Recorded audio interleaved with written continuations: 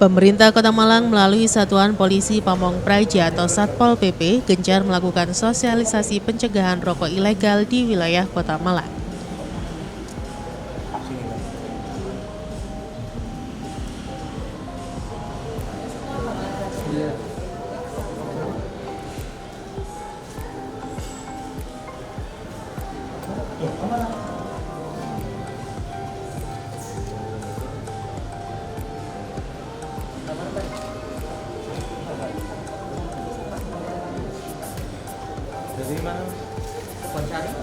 Senin 14 November 2022, Satpol PP Kota Malang kembali menggelar sosialisasi gempur rokok ilegal bagi masyarakat di wilayah Kecamatan Sukun, Kota Malang.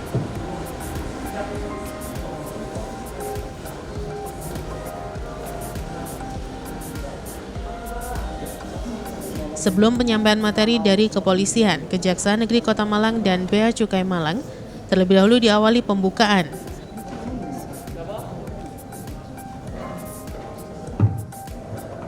Bapak Ibu hadirin,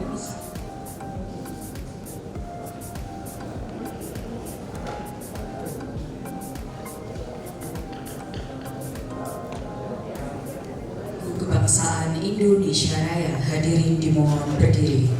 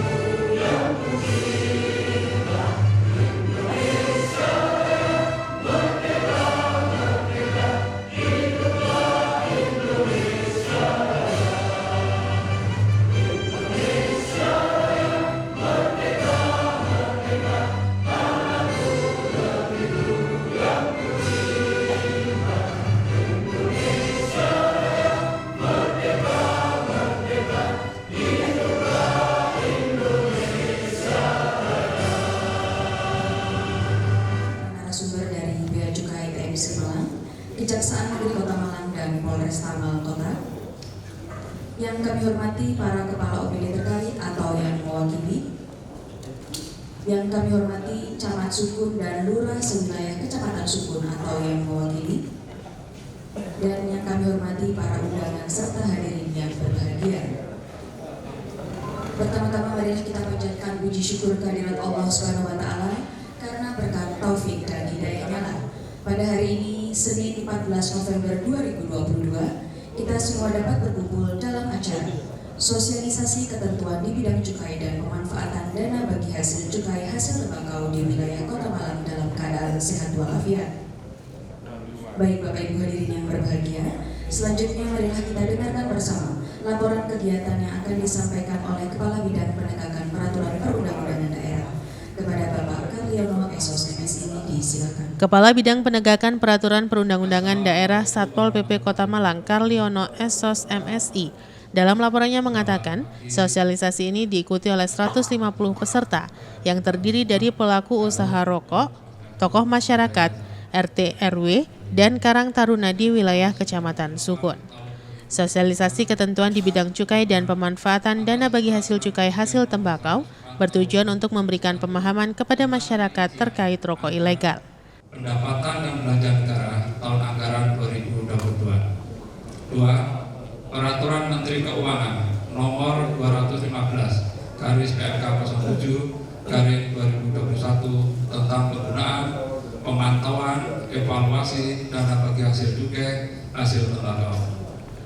3. Peraturan Menteri Keuangan Nomor 2 PMK 07/2022 tentang rincian dana bagi hasil cukai hasil tembakau menurut daerah provinsi kabupaten kota tahun 2022. 4. Surat Menteri Dalam Negeri Nomor 906/2114/SC tentang hasil inventarisasi dan pemetaan klasifikasi, kodifikasi, dan nomenklatur perencanaan pembangunan dan keuangan daerah terkait DAK tahun anggaran 2022, DBHJT tahun 2022, usulan Kemendikbud, Ristek, dan Kemenkes. Tujuan pelaksanaan kegiatan meningkatkan pengetahuan dan informasi terkait ketentuan peraturan perundang-undangan di bidang cukai kepada masyarakat dan aparatur pemerintah di Kota Malang. Ibu Bapak hadirin yang saya hormati, kegiatan pada hari ini diikuti sebanyak 150 orang peserta. Yang pertama, Kepala Perangkat Daerah Pengampu DBHJT, 2. Camat Sukun, 3. Lurah Sekecamatan Sukun, 4. Karang Taruna Kecamatan dan Kelurahan di wilayah Sukun, 5. Unsur kelompok informasi masyarakat atau KIM atau anggota lembaga pemberdayaan masyarakat kelurahan LPMK di wilayah Kecamatan Sukun, 6. Unsur perwakilan dari perusahaan rokok gandum, 7. Pelaku usaha di wilayah Kecamatan Sukun. Adapun narasumber, 1. Dari Polres Malang Kota, 2. Dari Kejaksaan Negeri Kota Malang, 3. Dari Kantor Bea Cukai DMC Malang. Metode pelaksanaan: penyampaian materi dari para narasumber, kedua diskusi dan tanya jawab. Tempat dan waktu: sosialisasi dilaksanakan pada hari ini tanggal 14 November tahun 2022 bertempat di Hotel The Grand Village Kota Malang. Pembiayaan: sosialisasi terkait ketentuan di bidang cukai berasal dari dana bagi hasil cukai hasil tembakau DBHJT tahun anggaran 2022. Sekian dan terima kasih. Akhir kala, wassalamualaikum. Sementara Kasatpol PP Kota Malang Heru Mulyono SIPMT yang membuka acara sosialisasi ketentuan di bidang cukai dan pemanfaatan dana bagi hasil cukai hasil tembakau, dalam sambutannya mengatakan, sosialisasi cukai bagi masyarakat ini merupakan kali keempat yang digelar oleh Satpol PP Kota Malang, dan kali ini merupakan wilayah Kecamatan Sukun. Oh Ibu ya, Ibu Pak Haji, ya, ini ketemu lagi Pak Haji, Kantor Bea Cukai, dihormati panitia semuanya, ya, dan rekan-rekan media yang terutama berkaitan dengan ketentuan cukai, lebih khusus lagi terkait dengan cukai rokok gitu aja, paling enak ya Bu, ya bener ya, cukai rokok. Karena mohon izin Pak Haji, ya ini Pak Haji kan bimbing terlebih. Ini Sukun ini kan dengan pabrik rokok. Mohon izin dari gandum rawuh, dari pabrik rokok gandum, dari rawuh. Mohon izin panitia juga di kontak kalau ada kontaknya. Karena kita bisa nanti informasi itu bisa sambung kalau ada produsennya. Karena dengan nanti seperti disampaikan oleh Pak Karyono itu membantu kita pemerintah untuk mengurangi beredarnya rokok-rokok ilegal. Ya. Nanti ini ada jargonnya itu, ya, gempur rokok ilegal itu. Nah ini apakah nanti kita siap membantu panjenengan semua menjadi informan di kami di lapangan. Ya. Kenapa sih rokok ilegal itu ya kita dikit demi kita kurangi? Rokok tidak bisa kita hilangkan Pak. Nanti dari teman Bea Cukai akan menyampaikan. Rokok itu bisanya dikendalikan, ya, dikendalikan. Karena ada dua sisi yang harus kita pahami terkait dengan rokok.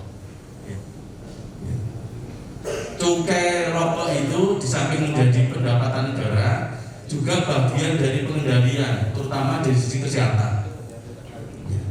ibu-ibu, para kader kesehatan selain khusus banget kader kesehatan, monggo katakan. Nah, kader kesehatan. Nah, ini kenapa kok dikendalikan? Karena ada ketentuan tertentu yang berkaitan dengan rokok itu, ada 2 zat yang nanti ya mengikuti di rokok itu. Yang satu berkaitan dengan nikotin, yang kedua berkaitan dengan tar. Dan nanti tar itu apa nanti dari dia juga akan nyampaikan. Kemudian ini dari Pak Haji dari Reskrim Polresta Kota Malang itu akan nyampaikan perannya Polri di mana terkait dengan ya, tadi saya sampaikan mengurangi rokok ilegal. Demikian dari kejaksaan. Bagaimana pemberkasannya kalau ini nanti masuk ke ranah hukum lebih lanjut. Ya. Tetapi penindakan ada di Bea Cukai karena PPNS-nya PPNS khusus ya Bu Putri ya. Jadi PPNS-nya Satpol PP ini hanya pendamping dari PPNS-nya dari Bea Cukai. Ya, ini yang perlu kami sampaikan di forum ini. Jadi saya sampaikan bukan berarti rokok harus dihapuskan, tidak, tapi dikendalikan. Nah, kemudian dari dana bagi hasil, ya, hasil tembakau atau di BCAT untuk di wilayah Kota Malang, saya sampaikan kepada dengan semuanya, untuk tahun ini pagu nasional awalnya 36 miliar, tetapi setelah PAK ada tambahan pagu, kemudian silpa tahun kemarin tahun 2021 menjadi 51 miliar lebih. Penggunaan bagaimana nanti akan disampaikan. Dan pada kesempatan ini untuk tahun depan sudah ada indikatif, insya Allah para perangkat daerah sudah siap-siap tahun depan pagu awalnya 56 miliar. Ya, terbagi di mana-mana nanti akan disampaikan, tapi secara garis besar saya sampaikan mengizin Bapak Ibu semuanya 50% dari alokasi dana bagi hasil untuk kesejahteraan masyarakat, 40%-nya untuk kesehatan, untuk JKN. Ya, tahun ini sekitar 20 miliar tahun ini. Tahun depan 22 miliar untuk JKN, untuk jaminan kesehatan nasional. Jadi seperti yang disampaikan Bapak Wali Kota Malang, ya, diharapkan tidak ada warga Kota Malang yang tidak menjadi peserta BPJS Kesehatan. Ya. Sebagian preminya dibayarkan bersumber dari dana bagi hasil cukai ini, Pak. Kasatpol PP juga berharap dengan sosialisasi ini masyarakat dapat paham akan peredaran rokok ilegal, sehingga nantinya mereka ikut berperan membantu pemerintah dalam mencegah peredaran rokok ilegal di wilayahnya. Nanti saya kembali ke sini, Pak. Ya, ini tombol kafe, Pak. Ya, ini para tokoh-tokoh ini biasa ngobrol dengan saya. Nah, waktu tertentu. Nah, ini apalagi Sukun memiliki pabrik rokok besar, itu baik di Bandung. Saya mau menanya kamu ya, Pak Sarul. Dan bentuknya itu mana? Cetomulyo Bandung Sesari. Oh, Cetomulyo kan gede loh, jadi sama itu tokohnya yang belakang pojok itu, ya Bandung itu. Nah ini. Tapi terima kasih kepada semuanya. Selama ini kita kondusif, semuanya tidak ada persoalan. Tinggal kita bagaimana kita memaksimalkan peran kita masing-masing berkaitan dengan peredaran rokok ini. Saya sampaikan sosialisasi ini bukan untuk memerangi rokok, Pak. Bukan yang saya mau menghilangkan para juri hisab, boten. Ya, juri hisab rawono kan ya. Bu Putri ya bingung loh. Ya, harganya tidak perlu Bu Putri ya. Nah ini jadi pengendalian terkait dengan peredaran rokok, terutama rokok-rokok ilegal yang tidak memiliki cukai, memiliki ketentuan yang ada. Gitu. Sekali lagi, itu semua dalam rangka pengendalian, menjaga kesehatan masyarakat. Saya kira itu dengan mengucap Bismillahirrahmanirrahim, kegiatan sosialisasi ketentuan dengan cukai untuk wilayah Kecamatan Sukun dapat dilanjutkan. Demikian, kurang lebihnya mohon maaf. Wassalamualaikum warahmatullahi wabarakatuh.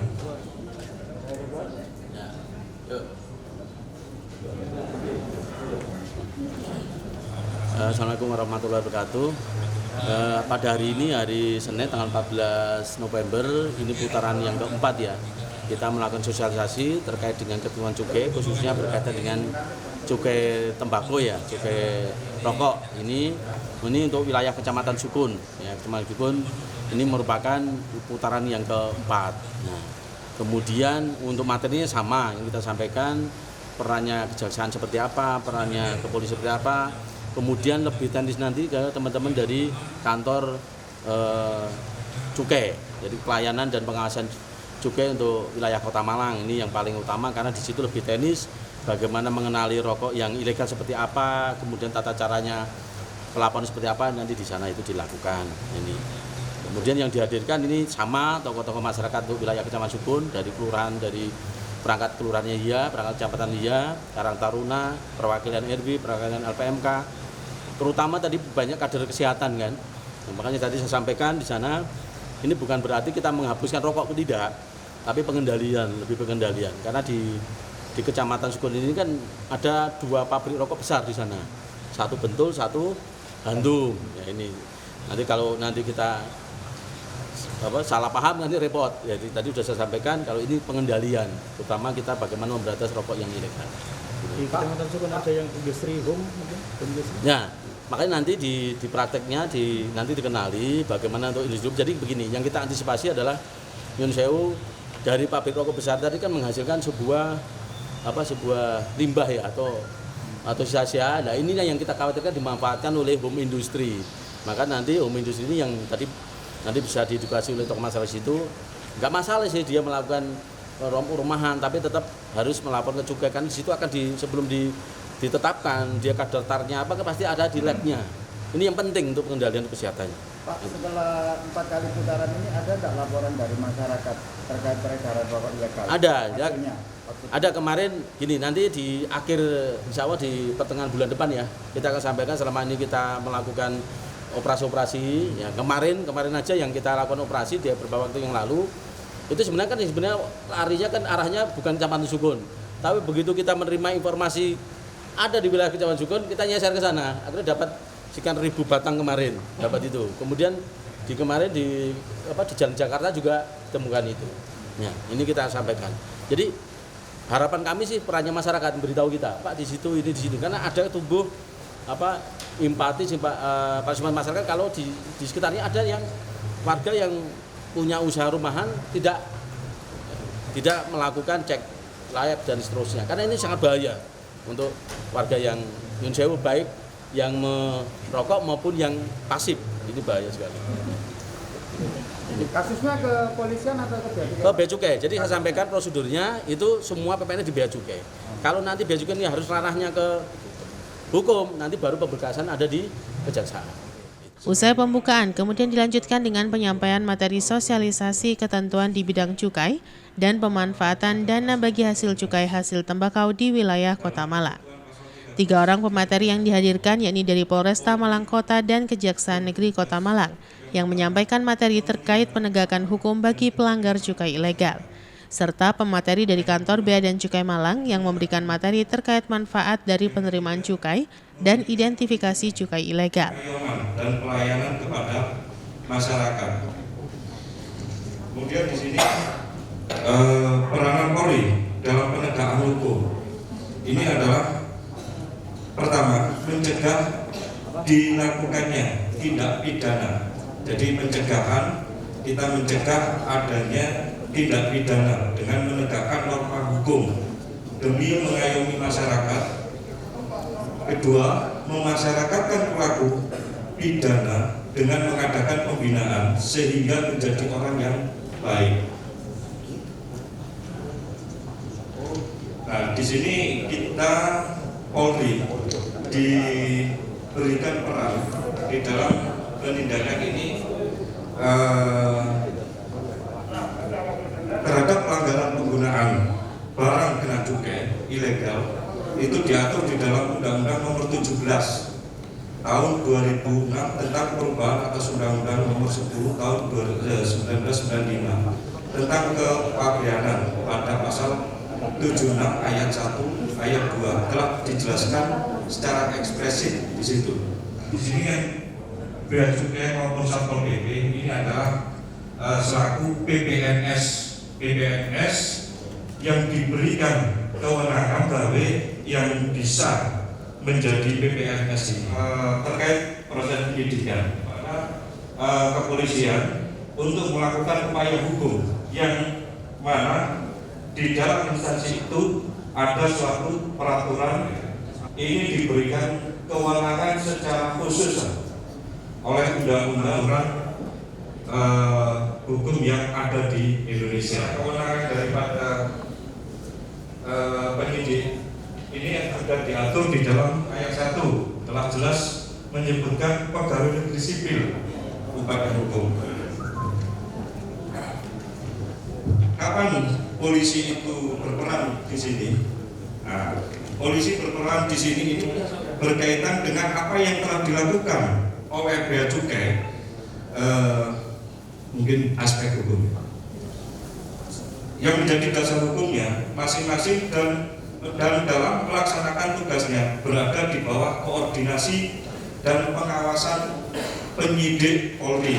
Nah, di pasal 7 ini juga sudah jelas bahwa kepolisian adalah tugasnya adalah mengawasi daripada tindakan atau upaya hukum yang dilakukan oleh PPNS. Kemudian pasal 107 ayat 2 ini PPNS harus melaporkan kepada penyidik Polri tentang adanya suatu tindak pidana yang sedang disidik. Jika dari penyidikan itu oleh PPNS ditemukan bukti yang kuat untuk mengajukan tindak pidananya kepada penuntut umum. Nah, apabila PPNS telah selesai melakukan penyidikan, hasil penyidikan tersebut harus diserahkan kepada penuntut umum. Penuntut umum ini adalah yaitu kejaksaan, sehingga dari proses yang dilakukan penyidikan oleh penyidik PPNS ini agar bisa diterima oleh penuntut umum. Ini penyerahan hasil penyidikannya tersebut kepada penuntut umum dilakukan PPNS melalui penyidik Polri. Jadi sehingga diketahui oleh penyidik Polri sebagai pengawas dari proses penyidikan yang dilakukan oleh anggota atau PPNS yang diberikan kewenangan dalam undang-undang. Kemudian pasal 109 ayat 3 ini apabila PPNS menghentikan penyidikan, maka penghentian penyidikan itu harus diberitahukan kepada penyidik Polri dan penuntut umum.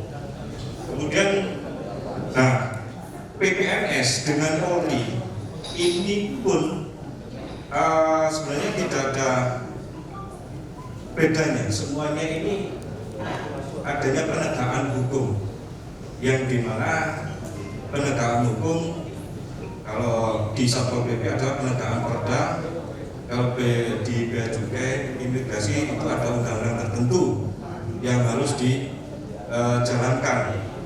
Bisa diperlihatkan saja, nanti bisa dijelaskan oleh dari Bea Cukai sendiri akan lebih jelas dan gamblang berkaitan dengan apa yang dimaksud dengan cukai, barang yang kena cukai, kemudian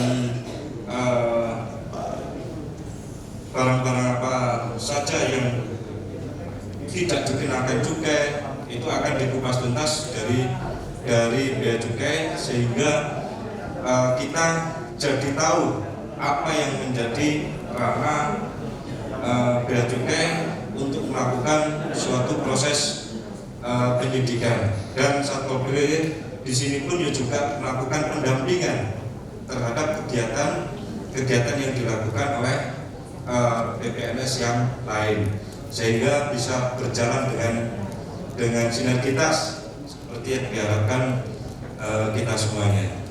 Baik Ibu Bapak yang saya hormati, sebenarnya nanti masih ada sesi tanya jawab, namun Pak Aji saat ini juga ditunggu oleh pimpinan untuk segera melaksanakan tugas yang lain. Barangkali nanti ada pertanyaan atau mudah-mudahan bisa disimpan dulu dan bisa dicatat. nanti disampaikan kepada panitia dan bisa diteruskan kepada Pak Haji. Dan kesempatan yang lain nanti akan kita sampaikan. Baik, terima kasih Pak Haji atas waktunya sudah berkenan hadir untuk menyampaikan materi pada kesempatan pagi hari ini. Oke, memasuki materi yang kedua, dalam hal ini akan disampaikan oleh narasumber, tentunya narasumber yang berkompeten di bidangnya. Untuk itu dipersilakan Ibu Siana dari Kejayaan Kota Malang untuk menyampaikan materinya. Silakan Ibu. Selamat pagi, salam sejahtera buat kita semua. Maaf saya turun aja ya biar lebih enak ya, kalau di atas kok kayak tegang banget ya. Ya, ini maaf masih semangat. Masih pagi ya. Ya, perkenalkan nama saya Siana F. Matulesi. Saya orang luar Jawa, lahir di Ambon, besar di Kupang. Tapi saya tinggal di Malang sudah 32 tahun. Baru 32 tahun. Tadi sudah mendengar tentang materi dari penyidik Polri ya. Intinya bahwa penyidik Polri itu ketika ada suatu tindak pidana, maka Polri akan langsung menindaklanjuti laporan tersebut, kemudian melakukan pemberkasan dan melimpahkan ke kejaksaan. Nah, ketika ada pemberkasan ini masuk, jaksa akan meneliti berkas perkara ini, kelengkapannya, apakah sudah lengkap saksi, barang bukti, dan ahli yang dibutuhkan untuk menindaklanjuti ke tingkat penuntutan. Nah, untuk kejaksaan dia akan berada di tahap penuntutan. Mungkin slide-nya. Tupoksi kejaksaan ada dalam tahap penuntutan. Ketika berkas ini masuk, kami akan menyelidikinya. Setelah lengkap, baru kami akan menyatakan P21 istilahnya di dalam kejaksaan institusi. Nah, undang-undang yang mengatur tentang dasar hukum Kejaksaan Republik Indonesia itu pertama kali Undang-Undang Nomor 16 Tahun 2004, kemudian dirubah dengan Undang-Undang Nomor 11 Tahun 2021. Ini dasar undang-undang untuk bea cukai, untuk cukainya diatur, dan yang terakhir Undang-Undang Nomor 39 Tahun 2007. Lanjut. Yang tadi saya sampaikan, apabila ada pemberkasan ini masuk dari pihak penyidik ataupun pihak PPNS, yaitu bea cukai datang, maka berdasarkan undang-undang kami mempunyai kewenangan. Kewenangan ini dalam arti untuk meneliti berkas perkara ini dan menyidangkan, kemudian melaksanakan putusan hakim jika telah memperoleh kekuatan hukum tetap, yaitu untuk mengeksekusi barang bukti dan orang tersebut, melakukan pengawasan terhadap pelaksanaan putusan pidana bersyarat. Apabila ada pidana bersyarat, melakukan penyidikan terhadap tindak pidana tertentu berdasarkan undang-undang, seperti tindak pidana korupsi. Apa sih pengertian cukai? Mungkin ada bisa jawab. Ada reward dari panitia? Adakah? Oh, nanti satu slop rokok katanya. Apa sih cukai? Oh, ada yang bisa menjawab. Monggo. Rangka pembatasan 100 buat upah. Rewardnya nanti bukan dari saya, dari cukai ya. Ya, terima kasih. Itu diatur di dalam undang-undang cukai ya. Bisa dilihat di browsing di dalam internet itu undang-undang cukai. Tadi Bapak bilang tadi barang-barang tertentu. Mungkin bisa dijawab. Ada yang bisa tahu barang-barang tertentu? Miras, rokok, apa lagi Pak? Barang-barang tertentu. Tadi udah dijelasin kalau nggak salah tadi oleh penyidik tadi ya, barang-barang tertentu itu apa saja ya, tadi sudah dijelasin ya. Ya, itu tadi sempat saya ngerpek di dalam undang-undang sendiri, itu dalam pasal 2 undang-undang cukai, di dalam pasal 2 ya. Ya, kalau pajak itu pungutan wajib dan wajib harus dibayar. Imbasnya untuk pajak itu bisa dinikmati oleh semua warga masyarakat, sedangkan cukai akan dinikmati oleh kalangan di wilayah di tempat cukai itu berada. Seperti tadi ada 5% dikembalikan kepada masyarakat, baik untuk kesehatan ataupun apa itu tadi yang sudah dijelaskan, saya lupa mencatat. Kalau secara sanksi kita bicara masalah tupoksi kejaksaan kayaknya hanya sebatas itu. Mungkin kalau Bapak Ibu tahu, kalau kejaksaan itu hanya kalau sidang aja, mungkin dari TV, sinetron, ya seperti itu.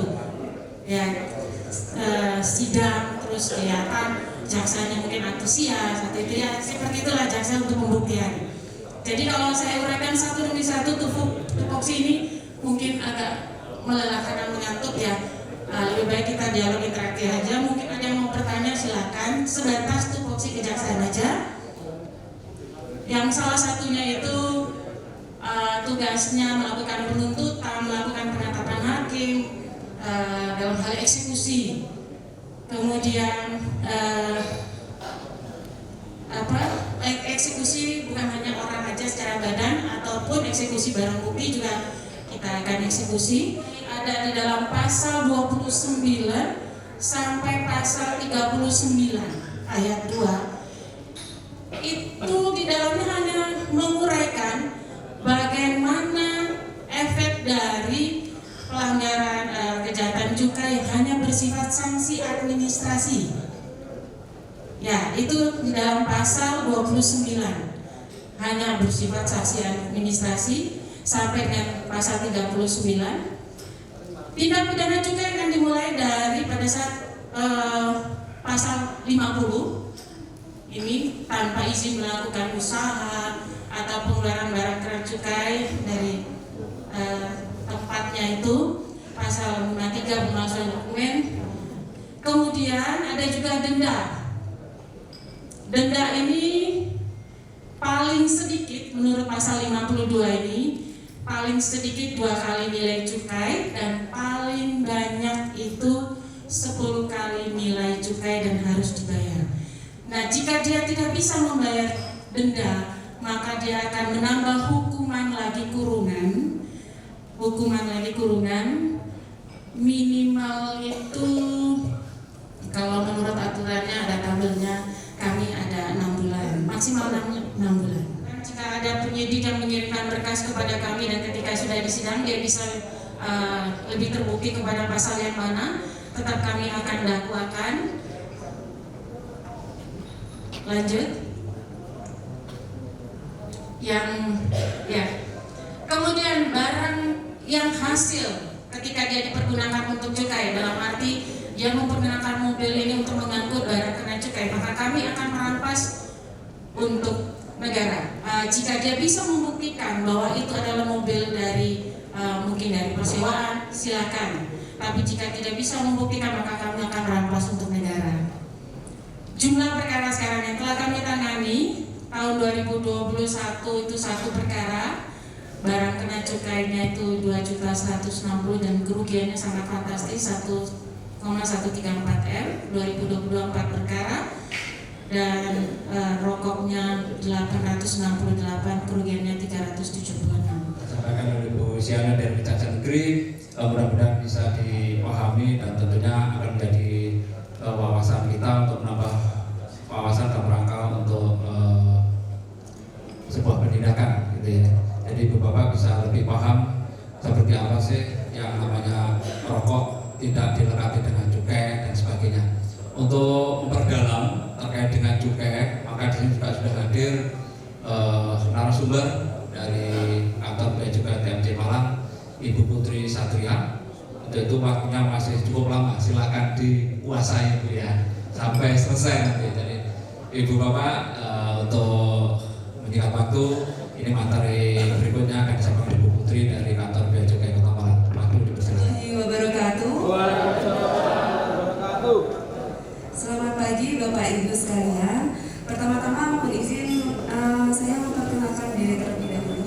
Nama saya Putri Satria. Saya pelaksana pada seksi penyuluhan dan layanan informasi pada KPPBC atau Bea Cukai Malang. Nah, pertama-tama kita kenalan apa itu Bea Cukai. Bea Cukai itu adalah Direktorat Jenderal Bea dan Cukai. Kami adalah unit eselon 1 di bawah Kementerian Keuangan yang dipimpin oleh Direktur Jenderal. Jadi kami ini adalah anak-anak dari Ibu Sri Mulyani. Kami Bea Cukai juga tergabung dalam World Customs Organization atau Organisasi Kepabeanan Internasional. Bea Cukai Malang sendiri saat ini dibawahi oleh kantor wilayah DJBJ Jawa Timur 2. Jadi Bapak Ibu, Bea Cukai di Malang itu ada dua kantor, yaitu yang pertama kantor wilayah DJBJ Jawa Timur 2 yang berlokasi di Jalan Tanda Nintang di Argosari, dan yang kedua kantor kami, kantor saya dan Mas Afan ada di Jalan Surabaya nomor 2, di belakangnya UM, depannya SMK 3. Bea Cukai mempunyai 4 fungsi utama, yaitu yang pertama trade facilitator. Kami memfasilitasi perdagangan sehingga tercipta iklim perdagangan yang lebih kondusif, baik itu di dalam negeri maupun persaingan di luar negeri. Yang kedua adalah industrial assistance, di mana kami memberikan dukungan kepada industri dalam negeri dengan tujuan dapat bersaing di pasar internasional. Ini berupa fasilitas kemudahan impor dan lain sebagainya. Yang ketiga adalah community protector. Kami melindungi masyarakat dari barang-barang yang mengakibatkan gangguan terhadap kesehatan, keamanan, dan juga moralitas. Ini kami melindungi masyarakat dari beredarnya barang-barang yang ilegal. Jadi apa itu bea cukai? Bea cukai ini satu kesatuan, tetapi masing-masingnya memiliki pengertian yang berbeda-beda. Yang pertama, kepabeanan. Kami bertugas untuk mengawasi lalu lintas barang ekspor dan impor serta menghimpun penerimaan bea masuk, bea keluar, dan pajak-pajak dalam rangka impor. Kami juga menghimpun penerimaan cukai pajak rokok dan juga PPN hasil tembakaunya. Jadi apa itu cukai? Kita kenalan lebih lanjut lagi dengan cukai. Apa sih cukai? Beda nggak sih dengan pajak rokok atau pajak tembakau? Nah, ini kita akan menjelaskan secara terperinci. Pengertian cukai. Cukai ini adalah pajak tidak langsung, merupakan salah satu jenis pajak tidak langsung di mana nantinya akan memberikan akan ada feedback lagi ke masyarakat, namun tidak secara langsung. Berdasarkan Undang-Undang Nomor 39 Tahun 2007 tentang cukai, cukai adalah pungutan negara yang dikenakan terhadap barang-barang tertentu yang mempunyai karakteristik atau sifat yang ditetapkan dalam undang-undang. Yang ketiga, pemakaiannya dapat menimbulkan dampak negatif bagi masyarakat atau lingkungan hidup. Dan yang terakhir, karena ada 3 sebab itu, maka pemakaiannya perlu pembebanan pungutan negara. Next. Nah, berikut ini adalah secara terperinci di Indonesia dikenakan cukai terhadap 3 jenis barang sebagai berikut. Yang pertama, hasil tembakau. Untuk jenis-jenisnya hasil tembakau ini ada SKM, SPM, sigaret kretek mesin, sigaret putih mesin, SKT, sigaret kretek tangan, ada juga TIS, ada juga lembab, ada klobot, dan hasil pengolahan tembakau lainnya. Jenis yang kedua adalah etil alkohol. Ini juga merupakan barang kena cukai. Dan yang terakhir adalah minuman mengandung etil alkohol atau miras atau minum. Untuk miras ini digolongkan menjadi 3 jenis berdasarkan kadar alkoholnya, di mana golongan A yang memiliki kadar alkohol kurang dari 5%, golongan B 5-20%, dan golongan C yang memiliki kadar alkohol lebih dari 20%. Ada bandrolnya atau boten. Nah, itu adalah pita cukai. Untuk pelekatan pita cukai ini digunakan untuk melunasi hasil tembakau, MMEA golongan B dan golongan C. Bapak dan Ibu sekalian, untuk cukai ini ternyata tidak hanya dikenakan di Indonesia saja, tetapi di negara seluruh dunia ini ada yang namanya pemungutan cukai, dan bukan hanya dibebankan kepada barang saja. Seperti yang kita lihat, ini adalah salah satu contoh pengenaan cukai di negara ASEAN. Nah, ini seperti yang kita lihat, Indonesia merupakan salah satu negara dengan pengenaan cukai paling sedikit, hanya di dua produk di sini, ditambah MMEA, ditambah EA, dan yang paling banyak ketika pembuatan Bapak Ibu. Nah, kecil deh. Nah, ini seperti yang kita lihat, ini ada di nomor 2 Thailand. Ini bahkan jasa juga dikenakan cukai. Di sini ada jasa klub malam diskotik itu kena cukai, ada juga jasa telepon dikenakan cukai, dan juga ada perjudi juga dikenakan cukai. Salam satu jiwa. Tetap semangat ya Pak Bu. Next. Nah ini tadi adanya cukai, kenapa sih kok kita masih kekeh mengenakan cukai? Ternyata dengan adanya kenaikan cukai, harga rokoknya cukai itu dinaikkan, maka berdasarkan penelitian bisa menyelamatkan hingga 2,5 juta hidup perokok Indonesia. Jadi dengan adanya cukai, perokok juga ternyata menurun. Di tahun 2018 pun juga dilakukan penelitian bahwa adanya kenaikan rokok pada tahun 99 sampai 2015 dapat mengurangi konsumsi rokok sebesar 4 sampai dengan 13%. Oleh karena itu, pemerintah juga mulai mengkaji pengenaan cukai kepada barang-barang yang masuk ke 4 karakteristik atau 4 sifat yang sudah saya sebutkan lagi. Yaitu yang pertama adalah plastik. Kira-kira barang-barang kita ini sudah sebagian persen besar adalah terbuat dari plastik. Oleh karena itu, butuh ratusan tahun sampah-sampah plastik itu harus dapat terurai, sehingga kedepannya plastik juga akan dikenakan cukai. Dan juga pemerintah juga mulai mengkaji pengenaan cukai terhadap minuman berpemanis dalam kemasan. Kenapa? Karena ternyata minuman yang ada pemanisnya di dalam kemasan itu mengandung gula yang cukup tinggi.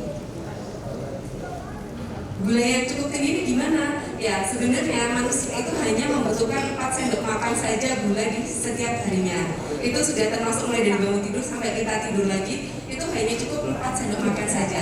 Apa yang berlium?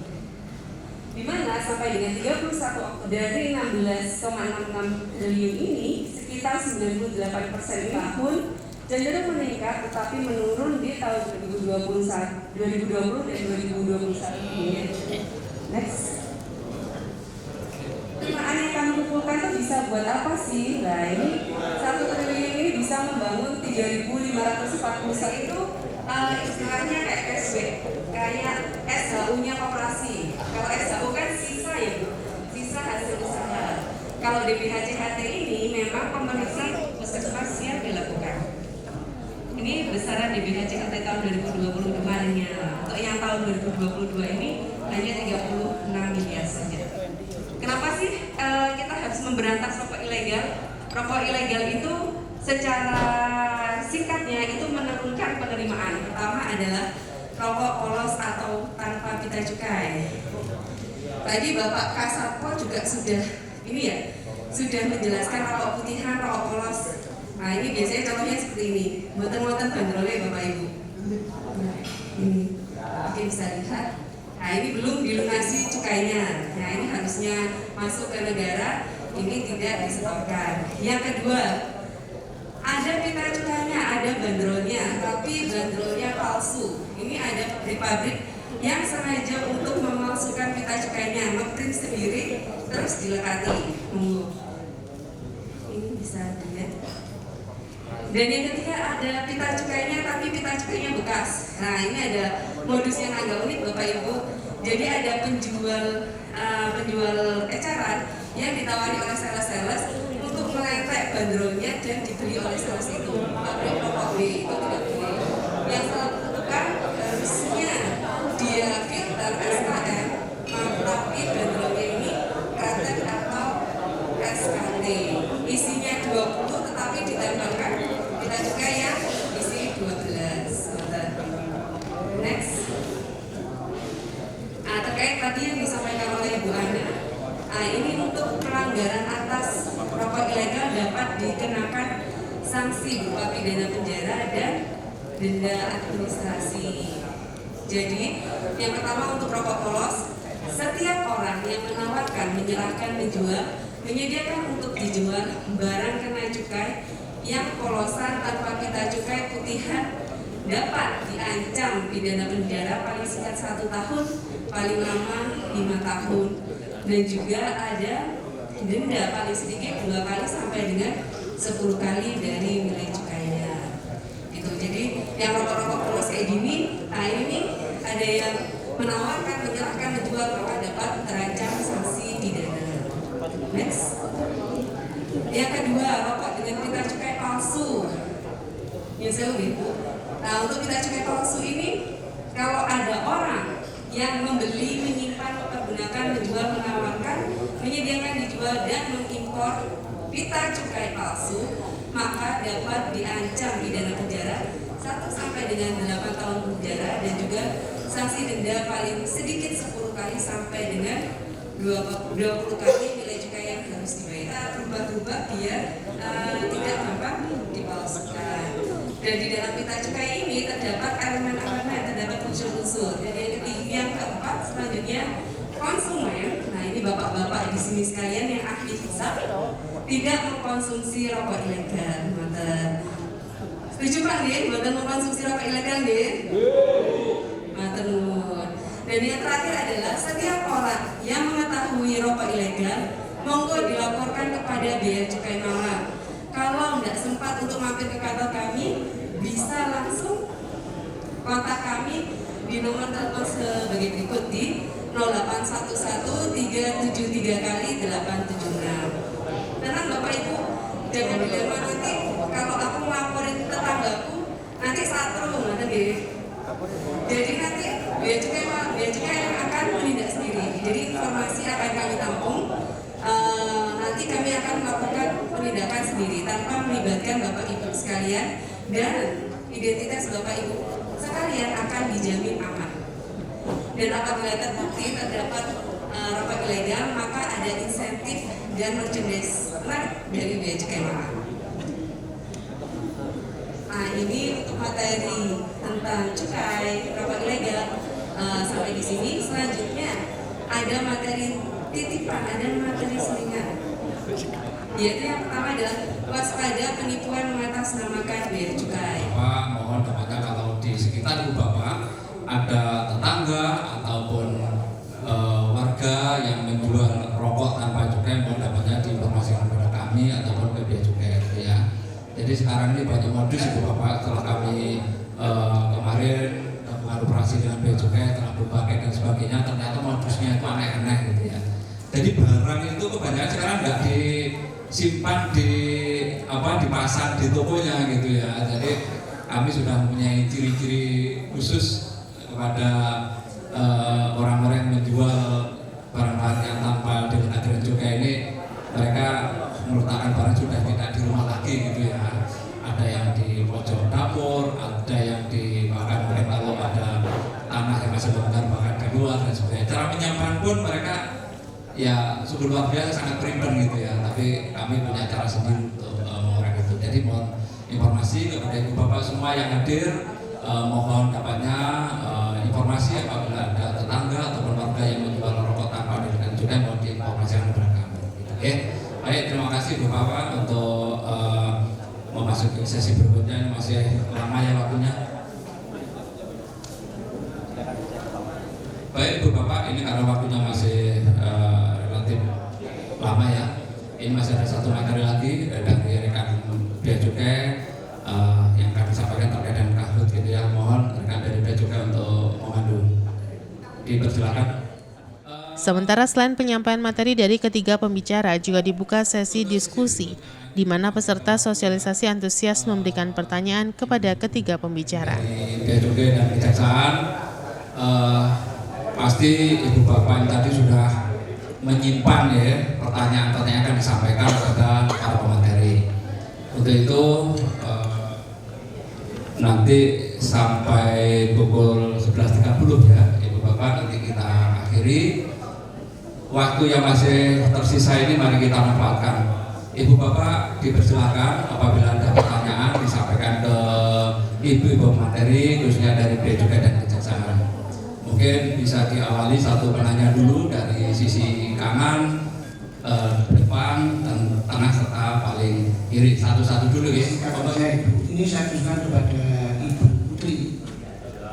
Jadi pertanyaannya begini Bu, apabila kita ke luar negeri, itu berapa jumlah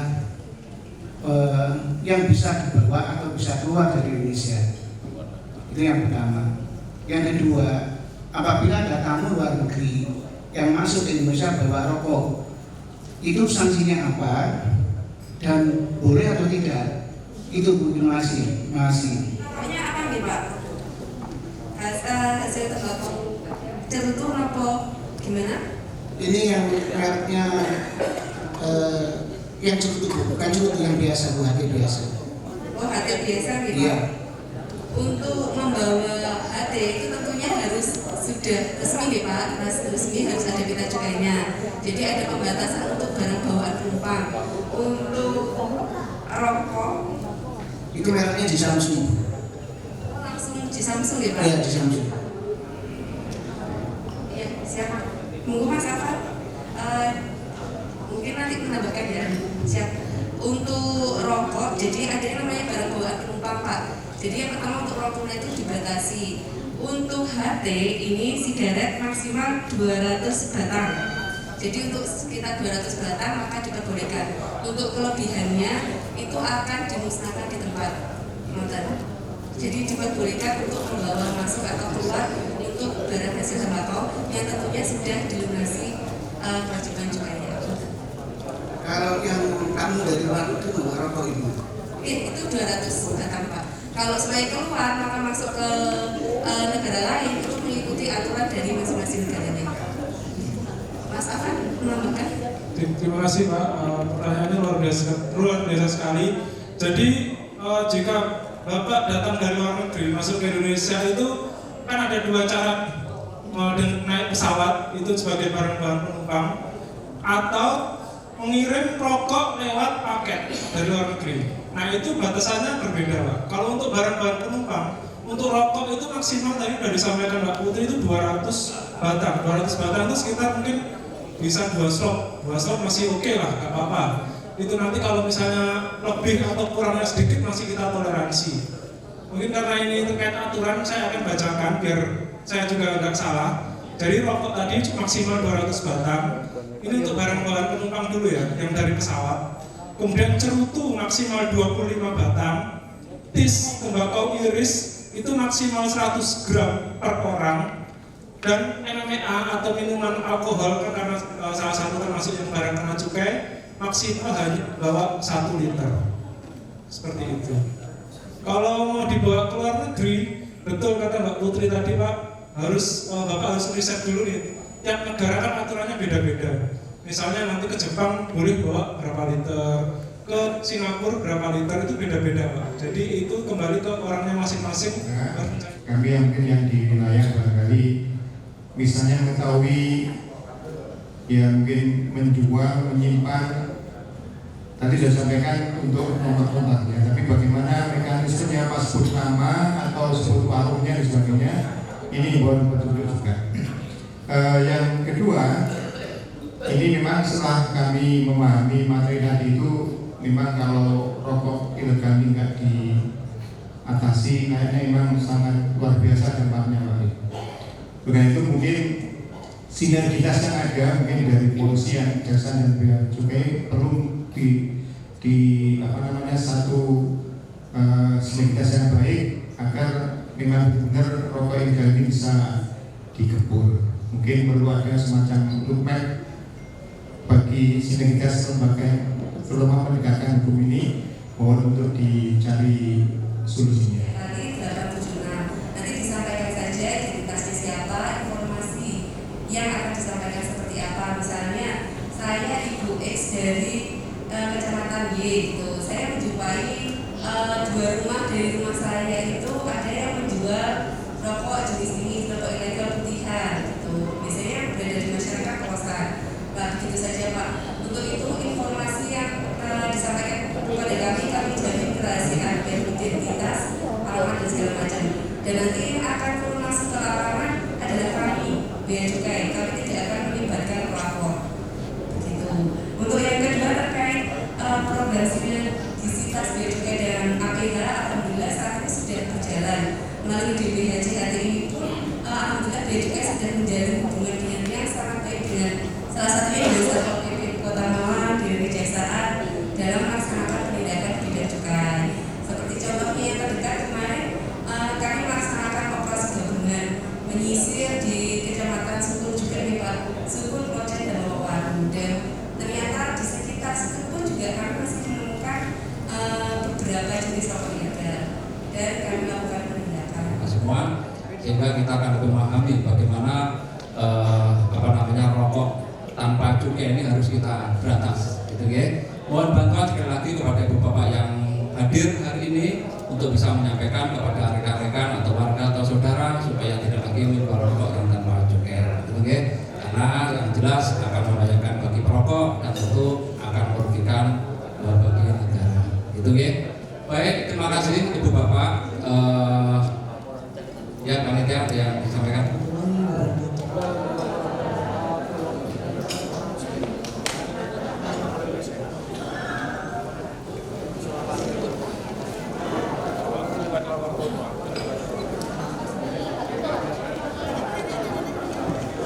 Saat ini peredaran rokok ilegal masih banyak sekali kan. Kenapa rokok ilegal harus diminimalisir? Karena ini yang pertama itu merugikan masyarakat sekali karena tidak diketahui kandungan rokok ilegal ini tar dan nikotinnya berapa. Selain itu juga merugikan dari iklimnya perindustrian rokok sendiri. Yang dirugikan adalah pabrik-pabrik rokok di golongan kecil ya, golongan 3. Selain itu juga tentunya dengan adanya peredaran rokok ilegal ini penerimaan negara ini nggak bisa maksimal. Oke, baik. Lalu apa sih yang diharapkan dari Bea Cukai untuk para peserta yang hari ini mengikuti kegiatan sosialisasi, Ibu? Dari para pesertanya kami harapkan informasinya tidak berhenti sampai dengan di sini aja. Kami harapkan para peserta ini dapat membantu kami untuk mengukur rokok ilegal, meminimalisir peredarannya, dan juga ikut serta untuk memberitahu tetangga, teman, dan rekannya untuk tidak mengkonsumsi rokok ilegal, tidak menjual rokok ilegal. Bu, sejauh ini seberapa besar sih peran dari masyarakat untuk ikut membantu petugas dari Bea Cukai memberantas rokok ilegal ini sendiri? Iya, kalau perannya sangat besar sekali ya, karena rokok ilegal itu bisa dihentikan kalau konsumennya nggak ada, kalau penjualnya tidak menjual rokok ilegal. Jadi kalau udah nggak ada yang jual, nggak ada konsumennya, maka rokok ilegal itu akan musnah dengan sendirinya. Tingkat peredaran rokok ilegal di Kota Malang sendiri berapa? Kalau rinci di Kota Malang di tahun 2021 ini sekitar 3-4% dari jumlah keseluruhan rokok yang beredar ya. Jadi masih sangat tinggi sekali. Trennya meningkat atau gimana? Trennya ini di pandemi kemarin sedikit meningkat karena memang mungkin kondisi ekonominya juga menurun ya. Jadi preferensi rokok yang murah itu jadi lebih tinggi daripada rokok yang legal. Itu paling banyak ditemukan di mana? Kalau gimana peredarannya sih di wilayah Kota Malang juga ada. Untuk daerah-daerahnya ada, kita menamakan peta kerawanan, tapi tidak bisa kami share ya di mana-mananya.